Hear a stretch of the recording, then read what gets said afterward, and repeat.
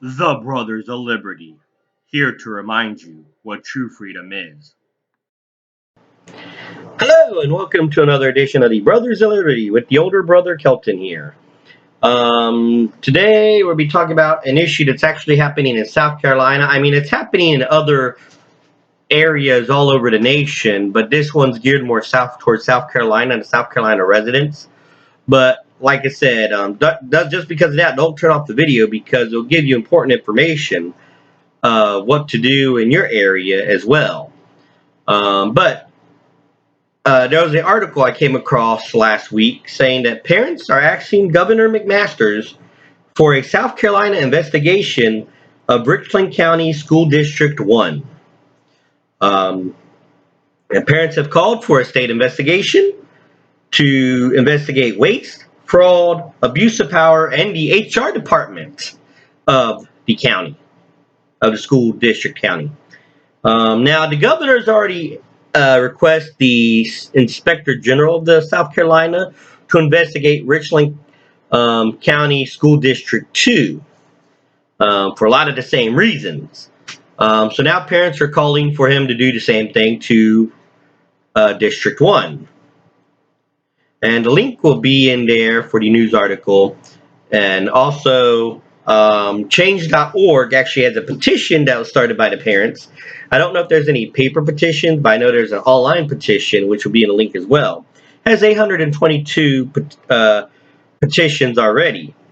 And in there, it actually gives a description of what of the different things they're calling for to be investigated. And they broke it down in waste, fraud, and HR. Now, the things under the waste to be investigated, they want investigated is missed Title I funding up to $5 million. Ooh, that's no small pocket change there. P-card spending, misappropriation of tax dollars. Top-heavy management, which means that multiple layers of new positions have started since the hiring of Dr. Witherspoon, which is the superintendent of Richland County School District 1. Fraud. COVID spending, ESSR funds, P-card abuses, tax dollars being used for personal use. Sounds familiar, right? No bid contracts, IDIQ contracts only, apparently. Or I might have misread that because it said no bid contracts and then semicolon IDIQ contracts. And here goes the HR, which has a whole list. Inability or refusal of HR staff to report exact vacancies to the board. Inability or refusal of HR staff to fill positions with permanent employees. Maybe they're trying to find people who will push the agenda and indoctrination over education. Oh, did I say that out loud? Inability or refusal of HR staff to justify removal, transfer, or termination of proven successful principals and assistant principals. Inability or refusal of HR staff of administration to provide exit interviews requested on multiple occasions by board members. That's the board's fault. The board has the power. They're doing nothing with it. And maybe this is why. The abuse of power on all levels, starting with the superintendent, board chair, and the board. Now, the parents are also urging the governor to invoke the S-202 and S-203 laws, South Carolina laws that actually recently got passed by the South Carolina State Assembly. Now, these are all good to urge the governor for investigations, but you can have multiple investigations. I don't know if people remember my surety bond YouTube video. If not, I'll definitely have to repost it up. But surety bonds are when people are elected to public officials, they get bonded by a company to make sure they're doing what their job details them to do, whether it be local official, state official.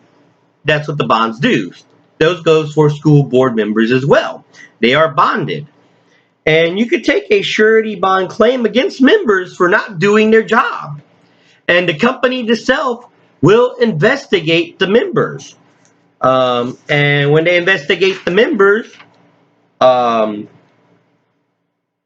they will determine if it's invalid or valid. If it's even if it's invalid, the person being investigated still may be liable for any cost that incurs in the investigation. Now, if it is valid, they'll remind the person of their obligation under the bond. And if they need to respond to the claim, a resolution to the claim, and usually that deals with financial loss or damages incurred that they have to pay back. Not the school board, but the member themselves. So, with that being said, like I said, this video is for all, even though it was geared and directed towards South Carolina. Maybe the parents need to take one step further and start getting claims out on those school board members and any other elected officials they see fit. Like I said, it's not just for school board members. It's for public servants, people who are elected by people. But hey, what do I know, right? That's just my opinion on it. What's your opinion? Like, share, subscribe.